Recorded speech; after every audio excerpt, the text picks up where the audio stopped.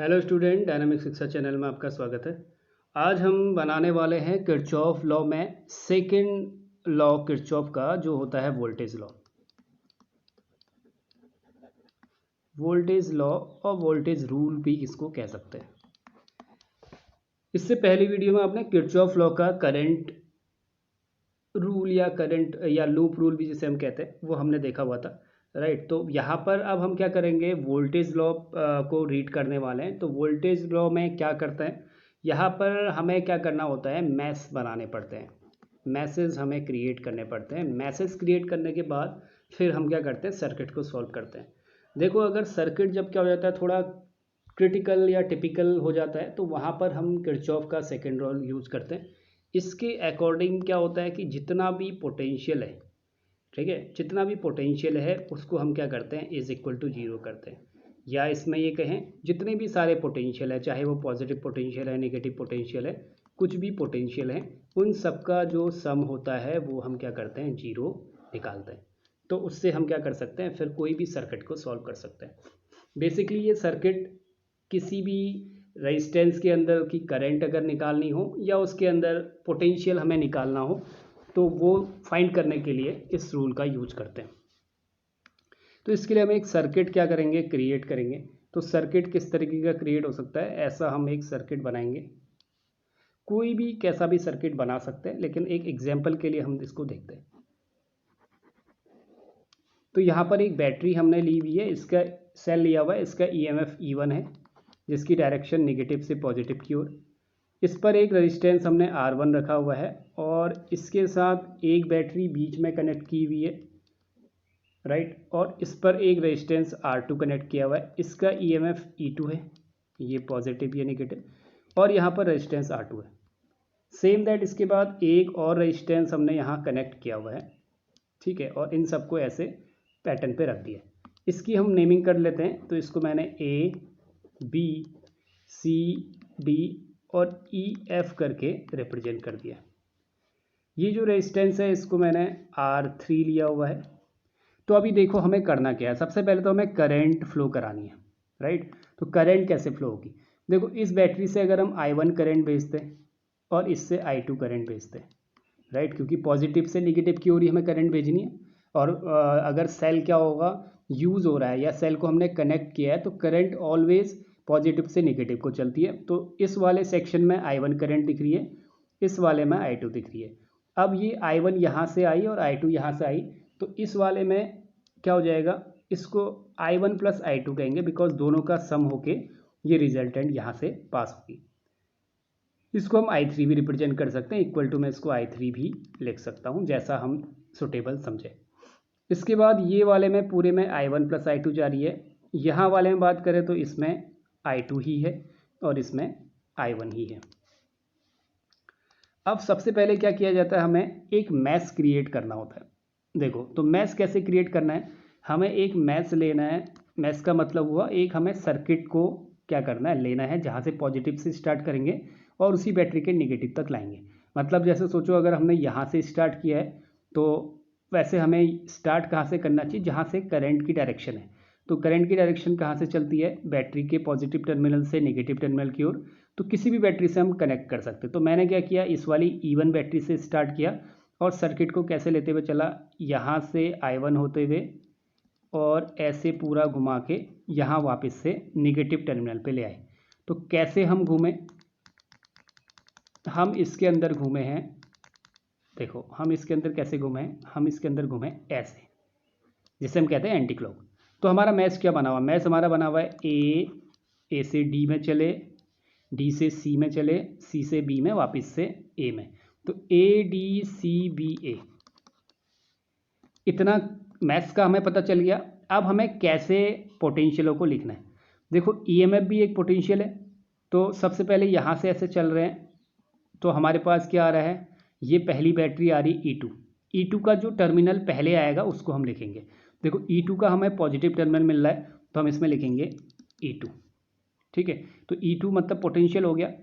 आगे बढ़ेंगे तो हमें क्या मिल रही है, एक रेजिस्टेंस मिल रही है, जो रेजिस्टेंस है R2।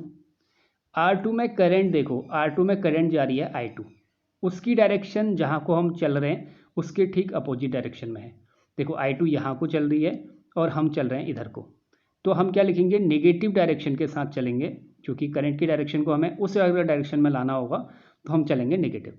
तो इसके लिए क्या हो जाएगा, इसका पोटेंशियल होता है ओम्स लॉ से V equal to I R. तो इसके लिए क्या हो जाएगा, ये हो जाएगा I2 R2 और साइन क्या आएगा, नेगेटिव। तो इसको डायरेक्ट ऐसे लिखेंगे, नेगेटिव साइन के साथ I2 R2। अब इसके आगे हम बढ़े तो ये वाले हम इस सेक्शन में पहुंच गए, सी से आगे बढ़ते जा रहे हैं बी में। बी से आगे बढ़े तो हमें एक रेजिस्टेंस R1 मिल रहा है और इस पर करंट क्या मिल रही है, I1। तो इसके लिए क्या हो जाएगा, जिस डायरेक्शन में हम चल रहे थे उसी डायरेक्शन में करंट है और पोटेंशियल क्या हो जाएगा, V equal to I R से हो जाएगा I1 R1। इसके बाद ये बैटरी का कौन सा टर्मिनल आ रहा है, ये आ रहा है नेगेटिव टर्मिनल। नेगेटिव टर्मिनल आ रहा है तो हम क्या करेंगे, नेगेटिव साइन के साथ E1 लिख देंगे इज इक्वल टू 0। देखो कितना आसान है। तो हमने क्या कर दिया, एक मैथ को पूरा सॉल्व कर दिया, मतलब ये भी पोटेंशियल है, ये भी पोटेंशियल बन गया, ये भी पोटेंशियल है, ये भी पोटेंशियल, तो सब पोटेंशियल का जो सम है कितना आ गया है, 0। अगेन देखो, हमें पहले एक मैथ क्रिएट करना है। यहाँ पर मैंने मैथ क्रिएट किया जहाँ से बैटरी का पॉजिटिव टर्मिनल है वहाँ से चल रहे हैं, E1 बैटरी से स्टार्ट करते हुए। तो ADCBA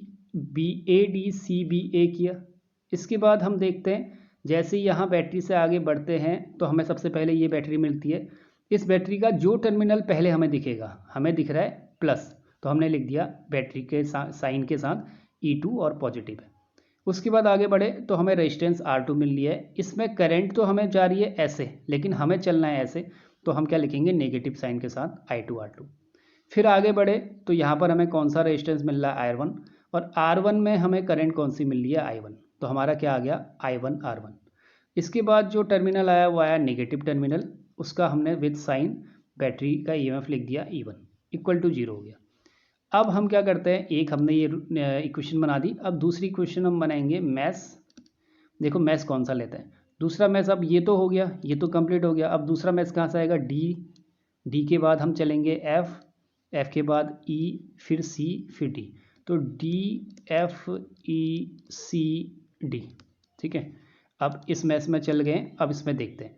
तो यहाँ से स्टार्ट कर रहे हैं, तो सबसे पहले हमें कौन सा मिल रहा है, ये रेजिस्टेंस मिल रहा है R3 की करंट कितनी है, I1 प्लस I2 और डायरेक्शन क्या है हमारा, जहाँ को चल रहे हैं वहीं को करंट भी है। तो क्या हो जाएगा, I1 plus I2 into R3 V equal to IR होता है, तो उस फॉर्म में लिख दिया, क्योंकि हमें हर किसी भी रेजिस्टेंस को पोटेंशियल बनाना है और बैटरी तो पोटेंशियल है ही। फिर आगे बढ़े तो आगे बढ़ने पर हमें कौन सी रेजिस्टेंस मिल रही है, हमें मिल रही है R2 मिल रही है, करंट कौन सी जा रही है, I2। डायरेक्शन कैसी है करंट की, जिस डायरेक्शन में चल रहे हैं उसी डायरेक्शन में करंट भी है, तो क्या जाएगा, I2 R2। उसके बाद बैटरी का निगेटिव टर्मिनल पड़ रहा है E2 का, क्योंकि ये बैटरी तो आएगी नहीं, यही बैटरी है यहाँ पे बस, तो क्या आ जाएगा, -E2 इक्वल टू 0। इन इक्वेशन को सॉल्व कर लेंगे तो हम यहाँ से पोटेंशियल और किसी भी रेजिस्टेंस के अंदर करंट फाइंड कर सकते हैं। अब एक एग्जांपल से हम इसको समझते हैं। तो मुझे लगता है इतना टॉपिक आपको क्लियर हो रहा होगा, और इससे अच्छे से क्लियर आपको एग्जांपल से, क्योंकि न्यूमेरिकल से क्या हो जाएगा, बहुत इजीली आपको समझ आ जाएगा। तो न्यूमेरिकल किस तरीके का है, तो न्यूमेरिकल का एक डायग्राम बना लेते हैं। तो क्वेश्चन कुछ ऐसा है, यहाँ से एक ए पॉइंट है, इससे एक रेजिस्टेंस अटैच है, आगे जाके यहाँ पर एक रेजिस्टेंस ऐसे अटैच है, इसको थोड़ा और बड़ा बना देते हैं ताकि थोड़ा समझ आ जाए। एक रेजिस्टेंस ये अटैच है, इसमें एक बैटरी यहाँ से कनेक्ट है और यहाँ से इसको क्लोज कर दिया है। सेम दैट यहाँ से फिर आगे जाके एक बैटरी यहाँ कनेक्ट है और ऐसे, और यहाँ इसको फिर क्या कर दिया, क्लोज कर दिया। तो हमारा सर्किट कैसे बनेगा, पहले सर्किट की नेमिंग कर लेते हैं। ये पॉइंट ए है, ये पॉइंट बी ले लिया, ये सी, ये डी, ये ई और ये एफ। यहाँ पर रेजिस्टेंस ये दिया हुआ है 30 ओम, इधर दिया हुआ है 20 ओम, यहाँ भी दिया हुआ है 20 ओम। बैटरी ये पॉजिटिव नेगेटिव, इसमें बैटरी दी हुई है 20 वोल्ट और यहाँ पर बैटरी दी हुई है कितनी, ये दी हुई है 80 वोल्ट, ठीक है। तो सबसे पहले तो हमें करंट भेजनी है। करंट की डायरेक्शन कैसे जाएगी सर्किट में, देखो हम क्या करते हैं, हम सबसे पहले इधर वाले रेजिस्टेंस में I1 करंट फ्लो कराते थे, राइट। तो वैसे इसमें करंट दी है, फिर भी मैं इसको बता देता हूँ। देखो यहाँ से क्या हो रहा है ना, यहाँ से जो ये करंट आ रही है इस बैटरी से, आगे जाके ये करंट दो पार्ट में डिवाइड हो रही है, राइट। तो मैंने कहा इस पार्ट में कितनी करंट गई I1, इस पार्ट में कितनी करंट गई I2। देखो ये I1 गई है तो ये 30 ओम वाले में भी कितनी जाएगी, I1 जाएगी। इधर वाले में I2 गई है तो ये 20 ओम वाले में भी कितनी जाएगी, I2 जाएगी। अब ये जो करंट है इसको मैंने अगर I3 कह दिया है, तो यहाँ पर एक रिलेशन हमें दिख रहा है कि ये जो I3 है, ये जो करंट है, ये आगे जाके क्या हो रही है, दो पार्ट में डिवाइड हो रही है। तो यहाँ पर वही जंक्शन रूल आएगा जो हमने पहले पढ़ा हुआ था। तो हम ये कहेंगे कि I3 जो ये करंट ऐसे जा रही है I3, ये I3 आगे जाके दो पार्ट में I1 और I2 में क्या हो रही है, डिवाइड हो रही है। तो I3 इज इक्वल टू कितना आया, I1 प्लस I2, राइट। तो I3 इक्वल टू कितना आया, I1 प्लस I2। तो ये बाद में हम वैल्यू रखेंगे। अब हम मैश क्रिएट करते हैं। देखो पहला मैश क्या क्रिएट होगा, फर्स्ट मैश हमारा क्रिएट होगा, हम चलते हैं बैटरी से। तो यहाँ से चलते हैं तो हम बोलते हैं कि डी से स्टार्ट करते हैं। हम किधर से स्टार्ट करते हैं, हम स्टार्ट करते हैं डी से। डी से चल रहे हैं ए से बी, बी से सी और वापस से डी। तो मैश कौन सा वाला, D A B C D, right. इतना समझ आया, हमने कौन सा मैश लिया, ऐसा मैश लिया। तो अगर मैं इसको घुमाऊं तो कैसे हम जा रहे हैं, हम जा रहे हैं ऐसे क्लॉकवाइज, राइट। हम ऐसे चले ना इसके अंदर, अगर ये मैश है ए बी सी डी, तो इसके अंदर हम कैसे चल रहे हैं, ऐसे चल रहे हैं। तो मतलब कैसे चल रहे हैं, क्लॉकवाइज। अब क्लॉकवाइज चल रहे हैं तो सबसे पहले आगे बढ़ते हैं। देखो हमारे पास डी से ए में तो कुछ भी नहीं है, यहाँ पर तो कुछ नहीं है। ए से बी में हमें क्या मिल रहा है, रेजिस्टेंस मिल रहा है और करंट भी मिल रही है। तो डायरेक्शन कौन सी है, जहाँ को हम जा रहे हैं वहीं को करंट भी है। तो क्या हो जाएगा, V इक्वल टू IR लगा देंगे इसमें। तो ये हो जाएगा I1 इंटू 30, तो 30 I1 हो गया, राइट। उसके बाद फिर आगे बढ़ते हैं, आगे जाके हम B से C में गए, अब C से यहाँ को बढ़ रहे हैं हम, ठीक है। तो इसमें कौन सी करंट जा रही है, करंट तो हम देखेंगे I3 जा रही है, जिसको हम I1 प्लस I2 कहेंगे। पहले बैटरी कौन सी आ रही है, देखो पहले बैटरी का टर्मिनल आ रहा है निगेटिव। तो ये बैटरी यहाँ से रेजिस्टेंस से आगे बढ़ते बढ़ते हमें पहली बैटरी मिल गई। बैटरी का साइन क्या आएगा, क्योंकि जो टर्मिनल है उसका साइन देखते हैं। तो पहला टर्मिनल नेगेटिव है तो यहाँ पर आ गया 20, राइट। क्योंकि पोटेंशियल है तो डायरेक्ट 20 लिखेंगे, V लिखने की ज़रूरत नहीं है, कोई सिंबल हमें नहीं दिखाना है। उससे आगे बढ़े तो हमारा पास क्या आ गया, एक 20 ओम का रेजिस्टेंस आ गया, इस पर करंट गई है I3। तो इसको हमने लिख दिया 20 I3, और I3 की वैल्यू रख देते हैं I1 प्लस I2। और उसके बाद हम D पर पहुंच गए, इज इक्वल टू 0। इसको सॉल्व करेंगे तो ये आ जाएगा 30 I1 माइनस 20 प्लस 20 I1, 20 से मल्टीप्लाई कर दिया अंदर, plus 20 I2 equal to 0। 30 I1 और 20 I1 ये आ गया 50 I1, ये 20 I2 ऐसा ही है। इस 20 को हम राइट हैंड साइड भेज देते हैं तो 20 हो गया। तो इक्वेशन क्या निकल के आ गई, 5 I1 plus 2 I2 equal to 2। 0 से 0 कैंसिल कर दिया, एक इक्वेशन। अब हमें दूसरा मैथ लेना है, राइट। तो दूसरा मैथ कैसे लेंगे, देखो दूसरा मैथ हम क्या करते हैं, मैंने हमेशा बोला है कि जो सेल या बैटरी है उसके पॉजिटिव से चलते हैं, ठीक है। यहाँ भी हम पॉजिटिव से यहाँ को चले थे, अब इसमें अगर हम पॉजिटिव से चलेंगे तो ये हमारी बैटरी है, हम चलेंगे यहाँ से ऐसे, ठीक है, ऐसे और ऐसे। मतलब हम कैसे चलेंगे, यहाँ से ऐसे गए और ऐसे पहुँचेंगे। तो इस तरीके से हम मैथ क्रिएट करते हैं, राइट। तो पहला पॉइंट क्या आएगा, यहीं से स्टार्ट किया E से F, फिर F से C, C से D, फिर D से E। तो मैं आगे लिखता हूँ इसको, तो मैथ E से F, F से C, C से देख लेते हैं एक बार, C से D और D से वापस से E। तो अब ये तो मैथ हमने लिख लिया है, अब हम इसमें बैटरी और करंट जो भी है उसके अकॉर्डिंग लिखते हैं। तो देखो E से पहले चल रहे हैं, ठीक है। E से पहले चले तो हमें पहले एक टर्मिनल क्या मिल रही है, बैटरी की निगेटिव वाली साइड। तो हम लिखेंगे सीधे पहला -80 लिख दिया। उसके आगे बढ़ते हैं तो हमें क्या मिल रही है, रेजिस्टेंस मिल रही है 20, और करंट कितनी जा रही है इसमें, I2। और डायरेक्शन क्या है, जिधर को हम चल रहे हैं उधर को ही क्या है, करंट भी है। तो हम क्या लिख आएंगे, पॉजिटिव टर्म, पॉजिटिव आएगा साइन, और इसको हम लिख देंगे 20 I2, क्योंकि हमें पोटेंशियल बनाना है। तो पोटेंशियल कैसे आता है, रेजिस्टेंस इनटू करंट। तो कितना आ जाएगा, 20 I2। फिर आगे बढ़े, अब आगे बढ़े ई से सी में तो कुछ नहीं है। इसके बाद क्या है, ये निगेटिव टर्मिनल आ रहा है, निगेटिव टर्मिनल आ रहा है, तो निगेटिव टर्मिनल आ रहा है तो इसका जो साइन है क्या आएगा, ये आएगा माइनस। ठीक है, तो -20 आ गया। -20 आने के बाद फिर आगे देखते हैं, अब क्या आ रहा है, रेजिस्टेंस आ रहा है 20 और करंट जा रही है I3, तो कितना आ रहा है 20 I3 की वैल्यू हम रख देते हैं I1 + I2, राइट। इसको दोबारा देख लो, यहाँ से चले ई से, पहले हमारी बैटरी आई 80 वाली, तो 80 का आ गया निगेटिव साइन। आगे बढ़े तो हमारा रेजिस्टेंस आ रहा है 20, तो 20 का आ गया 20 I2। फिर आगे बढ़े तो हमारी एक बैटरी आ रही है जिसका साइन आ रहा है पहले निगेटिव, तो हमने लिख दिया -20, ये लिखा हुआ है। फिर आगे जाके बढ़े तो यहाँ पर हमें क्या मिल रहा है, एक रेजिस्टेंस मिल रहा है, उस पर करंट जा रही है I3, तो कितना आया 20 I1 + I2। I3 को हमने क्या लिख लिया, I3 = I1 + I2। अब तो बहुत आसान है, फर्स्ट सॉल्व भी करना है। देखो -80 और -20, ये आ जाएगा -100, ये 20 I2 है, इसको हम ओपन कर लेते हैं, तो 20 I1 + 20 I2 = 0।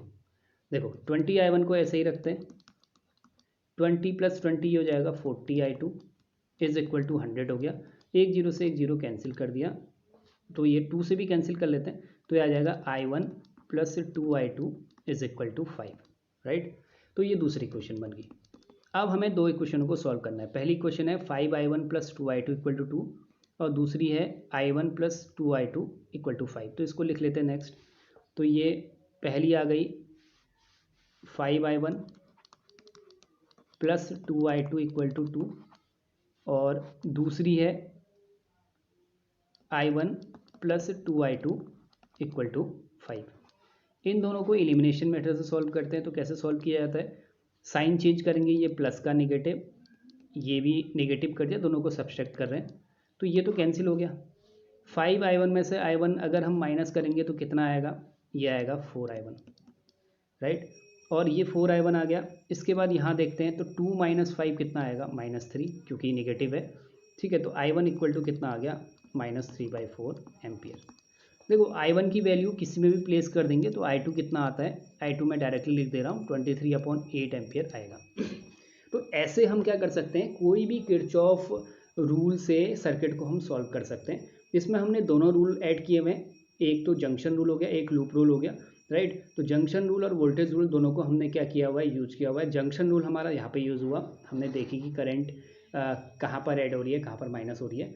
और वोल्टेज रूल से हमने मैथ्स बनाए और मैथ्स से हमने क्या किया, सर्किट को सॉल्व किया। आप वीडियो को दोबारा देखिए और एक दो बार देखने के बाद आपको क्वेश्चंस बहुत क्लियरली समझ आ जाएगा और इस पैटर्न से चलेंगे तो आपके क्वेश्चंस बिल्कुल करेक्ट होंगे, राइट। और ये बोर्ड के लिए बहुत इंपॉर्टेंट है, सेम दैट कंपटीशन लेवल के लिए भी उतना ही इंपॉर्टेंट है। तो आई होप आपको ये वीडियो अच्छा लगा हो तो लाइक शेयर सब्सक्राइब जरूर कीजिए और अपने फ्रेंड्स वालों को, अपने जितने भी फ्रेंड्स हैं सबको ये वीडियो शेयर कीजिए। तब तक के लिए थैंक यू, आपका दिन शुभ हो।